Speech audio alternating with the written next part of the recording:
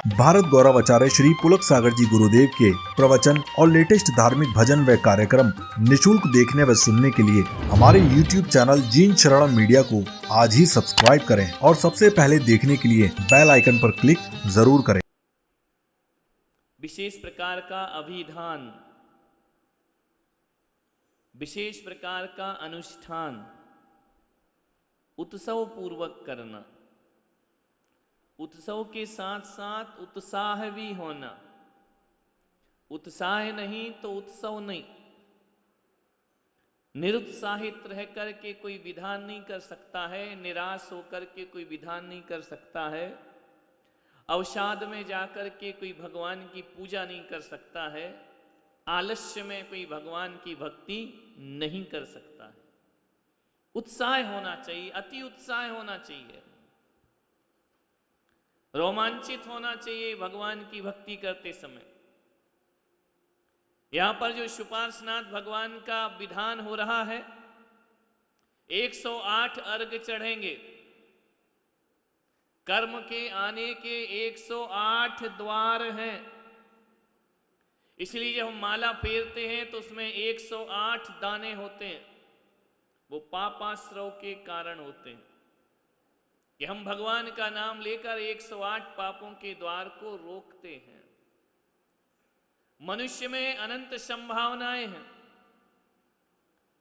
वह पाप भी कर सकता है, वह पुण्य भी कर सकता है, और पुण्य पाप से ऊपर उठ करके वह मोक्ष को भी प्राप्त कर सकता है। एक बीज बीज के रूप में पैदा होता है, लेकिन उस बीज में इतनी संभावनाएं हुआ करती हैं कि वह बीज यदि उपयुक्त भूमि पर चला जाए, उपयुक्त जलवायु में चला जाए, उपयुक्त वातावरण उसको मिल जाए, तो वह बीज धीरे से धरती से अंकुरित होकर के एक विशाल वृक्ष का रूप ले सकता है। ये बीज में, और यदि कई बीज डिब्बे में ही बंद करके रख दिए जाएं तो उसकी संभावनाएं खत्म हो जाया करती हैं। वह बीज डिब्बे में बीज बनकर ही रहेगा, फिर ना वो अंकुरित होगा, ना वो वृक्ष बनेगा, ना उसमें कोई फल आएंगे, ना पत्र आएंगे, ना छाया आएगी, ना फूल आएंगे। जो लोग अपनी चेतना को, बीज को डिब्बे में बंद करके रखते हैं, वो जैसे पैदा होते हैं वैसे ही दुनिया से विदा हो जाते हैं। लेकिन तीर्थंकर भगवान ने ऐसा नहीं किया, शुपार्शनाथ स्वामी ने ऐसा नहीं किया। अपनी बीज रूपी आत्मा में परमात्मा का वृक्ष उगाकर मोक्ष के फल उन्होंने प्राप्त कर लिए। हमें यहां बैठ करके अपनी संभावनाओं को जन्म देना है। एक व्यक्ति के अंदर अनेकों संभावनाएं हुआ करती हैं। मनुष्य यदि अपने स्तर से ऊपर उठता है तो इतना उठता है कि चांद तारे भी जहां नीचे पड़ जाते हैं और मनुष्य मोक्ष की यात्रा कर लिया करता है। और मनुष्य यदि अपने स्तर से गिरता है तो इतना गिरता है कि पशु भी उसके चरित्र को देख करके शर्मा जाया करते हैं। ध्यान रखना, मनुष्य बीच का है। 14 राजू ऊंचा यह लोक है, 7 राजू अधोलोक है और 7 राजू ऊर्ध्वलोक है। यदि मनुष्य चढ़े 7 राजू ऊंचाइयों पर चढ़े तो परमात्मा बनेगा, और 7 राजू नीचे गिरता है तो नरक निगोद की यात्राएं कर लिया। ये मनुष्य के अंदर निर्भर है, उसे क्या करना है, ऊपर की यात्रा करना है या नीचे की यात्रा करना है। एक बात याद रखना, घरों में देखना, ऊपर चढ़ने की सीढ़ी भी वही होती है और उतरने की सीढ़ी भी वही होती है।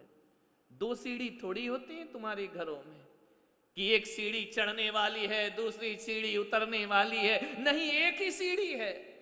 उसी सीढ़ी से चढ़ सकते हो और उसी सीढ़ी से नीचे उतर सकते हो। मनुष्य भाव भी एक सोपान है, मनुष्य भाव भी एक सीढ़ी है। तुम इससे ऊपर की यात्रा भी कर सकते हो और नीचे की यात्रा भी कर सकते हो। ये तुम्हारे ऊपर निर्भर है। आदमी को सोचना है अपनी बुद्धि से, अपने विवेक से, अपनी प्रज्ञा से, अपने ज्ञान से, अपने चारित्र से, उसे सोच करके जीवन की ऊंचाइयां प्राप्त करना है। मान्यवर, एक लुहार की दुकान थी। लुहार रोज लोहा पीटता था, कुछ ना कुछ आकार दिया करता था। लुहार लोहे से औजार बना रहा था। तो जल्दी क्यों नहीं करता यार? ये साइड में लगाया कर कैमरा। तुझे उपदेश दे रहा हूं कि उनको दे रहा हूं? रोज बोलना पड़ता है। लुहार औजार बना रहा था लोहे के। पास में उसका छोटा सा बच्चा बैठा था। उसने पूछा कि बापू एक बात बताओ। लुहार का बच्चा ना स्कूल जाता, ना पढ़ता, ना लिखता, गांव का रहने वाला। लुहार ने कहा कि बोल, क्या पूछना है? बोले एक बात बता दो बापू। बोले क्या बात? बोले मनुष्य की जीवन की कीमत क्या है? उसने कहा पागल है क्या तू? चल धोखनी चला और मुझे अब बनाने दे लोहे के औजार, हथियार बनाने दे। तू धोकरी चला, ये प्रश्न क्यों कर रहा? पिताजी मुझे बताओ, मनुष्य की कीमत क्या है? मनुष्य की वैल्यू क्या है? पिता तो सोच में पड़ गया। उसने कहा यार बेटा भोला है, प्रश्न पूछ रहा है, उत्तर देना पड़ेगा। उसने कहा बेटा मनुष्य का जीवन तो अनमोल हुआ करता है, मनुष्य का जीवन तो बहुमूल्य हुआ करता है। चारों गतियों में यदि उठा करके देखो तो सबसे ज्यादा कीमती किसी का जीवन है तो वह मनुष्य का जीवन हुआ करता है। मनुष्य के पास बुद्धि है, मनुष्य के पास विवेक है, मनुष्य के पास प्रज्ञा है, मनुष्य के पास हे उपादेय को जानने की शक्ति मौजूद हुआ करती है। मनुष्य के पास नर से नारायण बनने की शक्ति होती है। मनुष्य बहुत कीमती है। यह नर से नारायण भी बन सकता है और नर से नार की भी बन सकता है। बहुमूल्य है मनुष्य का जीवन। बच्चा था, भोला था। उसने कहा पिताजी एक बात और बताओ। बोले क्या? बोले जब सभी मनुष्यों का जीवन अनमोल है। बोले हाँ बेटा, सभी का जीवन अनमोल है। बोले गांव के मनुष्यों का? बोले वो भी बड़ा अनमोल है। शहर के मनुष्यों का? वो भी बड़ा अनमोल है। अमेरिका के मनुष्यों का? उनका जीवन भी बड़ा अनमोल है। बापी वालों का? बोले उनका तो और भी ज्यादा अनमोल है। बोले अच्छा, तो बोले पिताजी जरा एक बात बताओ, जब सबका जीवन अनमोल है तो फिर कोई दुखी कोई सुखी क्यों है? क्या वजह है जब सबका मनुष्य जीवन अनमोल है? एक को सम्मान ज्यादा मिलता है, एक को सम्मान कम मिलता है, एक की ज्यादा वैल्यू है, एक की नहीं है। एक अमीर होता है, एक गरीब होता है, एक सुंदर होता है, एक बदसूरत होता है। फिर सबको दुनिया में एक सा सम्मान क्यों नहीं मिलता है? सबकी कीमत एक सी क्यों नहीं लगती है? किसी को अच्छा, किसी को बुरा, किसी को कम, किसी को ज्यादा क्यों मिलता है? यदि मनुष्य जीवन एक सा है तो, मनुष्य जीवन यदि बहुमूल्य और अनमोल है तो पिता के पास अब कुछ उत्तर नहीं था, क्योंकि पिता पहले ही कह चुके थे कि मनुष्य का जीवन बड़ा अनमोल होता है। क्या उत्तर दूं? एक छोटा सा बालक है, ये पूछ रहा है मनुष्य का जीवन अनमोल है तो सब मनुष्य का जीवन अनमोल क्यों नहीं है? कुछ कुछ मनुष्य का जीवन अनमोल क्यों है? कुछ कुछ मनुष्य का जीवन कीमत से रहित क्यों होता है? छोटा सा बच्चा, पिता को कुछ ना सूझा। उसने कहा एक काम कर। बोले क्या करूं बापू? बोले अंदर जा। वो लोहे का एक सरिया रखा ना, राड रखी है, उसको लेकर आ। बच्चा लेकर आया तो बोले तुझे अब समझ में आ जाएगा कि मनुष्य का जीवन अनमोल कैसे हुआ करता है। वो लोहे की राड लेकर के आया। उसके पिता ने पूछा कि बेटा एक बात बता, तू 10-15 साल से मेरे साथ दुकान में है, जरा एक बात बता दे, इस राड की कीमत क्या है? तो उसने कहा, क्या बापू, ये तो लोहा है, इसकी क्या कीमत होगी? ज्यादा से ज्यादा 200 रुपए कीमत होगी, इससे ज्यादा इसकी कोई कीमत नहीं हुआ करती है। 200 रुपए मिलेंगे इसके, और कुछ नहीं मिलेगा। दिन भर पसीना बहाते हो, धोखनी सी चलाते रहते हो अपनी सांसों को, 200 रुपए की राड है ये। उसने कहा, बेटा बिल्कुल सही कीमत निकाली तूने। एक बात बता, यदि मैं इस राड को गर्म करके छोटी छोटी कील बना दूं, तोड़ करके गला करके इसे कील का रूप दे दूं, तो बता इस राड के कितने पैसे मिलेंगे? उसने कहा, बापू यदि इसे गला करके कील बना दोगे तो हजारों रुपए हमको प्राप्त होंगे। बोले, 1000 रुपए? 200 रुपए की राड की कीमत क्या हो गई? 1000 रुपए की कीलें हो गई। बोले, बेटा एक बात और बता दे, यदि इन कीलों को गला करके किसी घड़ी की स्प्रिंग बना दूं तो बता इसकी कीमत क्या हो जाएगी?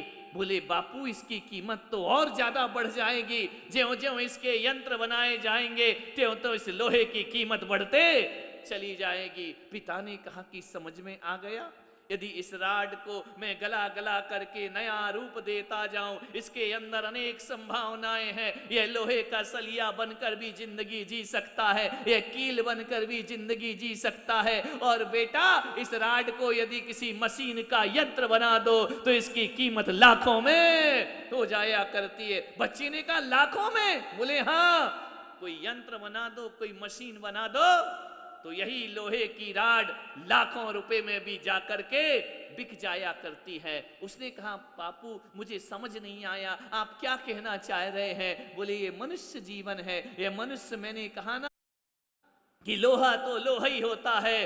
दुनिया के सारे मनुष्य मनुष्य ही हुआ करते हैं, उन्हें ये देखना है कि वह क्या है, इसकी कोई कीमत नहीं होती। ध्यान रखना, जो विधान यहां पर हो रहा है ये पापों को रोकने कर पुण्य बंद करके निर्वाण को पाने के लिए हो रहा है। उन्होंने कहा, ध्यान रखना, तुम क्या हो इसकी कोई कीमत नहीं है, तुम क्या हो इसकी कीमत हुआ करती है, इसकी कीमत लगा करती है। मनुष्य का जीवन बहुमूल्य कब होता है? जो प्रेजेंट में हमारा स्टेटस है, हम समझते हैं कि हमारी वैल्यू इतनी ही है। नहीं, युवा लोग यहाँ पर बैठे हुए हैं, मैं उनसे निवेदन कर रहा हूं कि अपनी संभावनाओं को जागृत करो। 200 रुपए का लोहा लाखों रुपए किलो भी जाकर के बिक सकता है, लाखों में उसकी कीमत हो सकती है, बहुमूल्य हो सकता है वह लोहे का। लेकिन हम सोचते हैं कि हम जो हैं वही हमारी कीमत है। ये ध्यान रखना, ये बाजार है, ये दुनिया, ये संसार एक व्यापार है। यदि अपनी संभावनाओं को जागृत करोगे तो कीमत बढ़ते जाएगी, और यहीं आकर के रुक गए तो तुम्हारी कीमत फिर इससे ज्यादा कुछ और नहीं हो। भगवान ने इस जीवन को समझा, इस जीवन की अनमोलता को समझा। उन्होंने कहा, यदि मैं संसार में ही फंसा रह गया तो मेरी जिंदगी 150 साल बाद खत्म हो जाएगी, और यदि मैंने इस मनुष्य के जीवन के अंदर मौजूद दिव्यता को प्राप्त कर लिया, प्रभुता को प्राप्त कर लिया, अनंत संभावनाओं को जागृत कर लिया, तो यही साधारण सा मनुष्य एक दिन परमात्मा बन करके भी दुनिया से विदा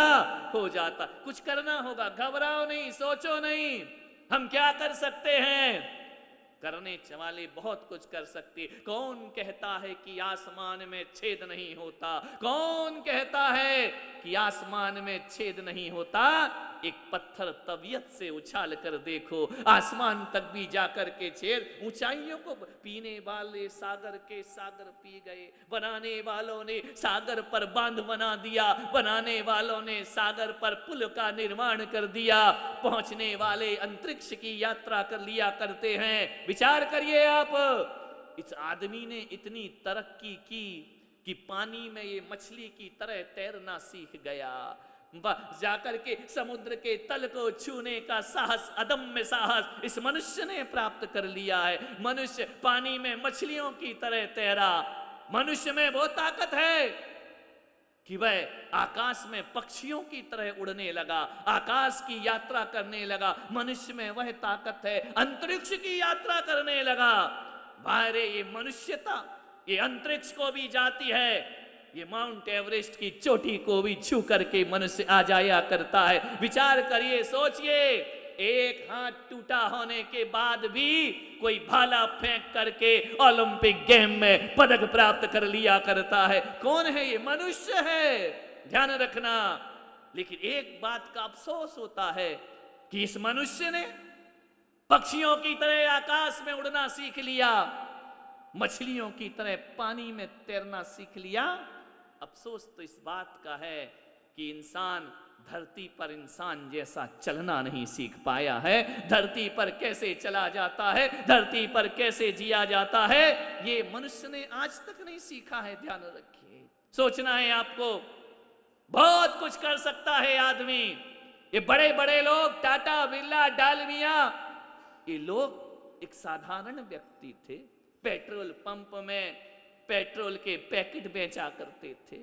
साबुन का पानी बेच बेच करके कोई आदमी निरमा वॉशिंग पाउडर का मालिक बन जाया करता है। कौन है ये वो लोग जो अपने जीवन की संभावनाओं को जागृत करते हैं,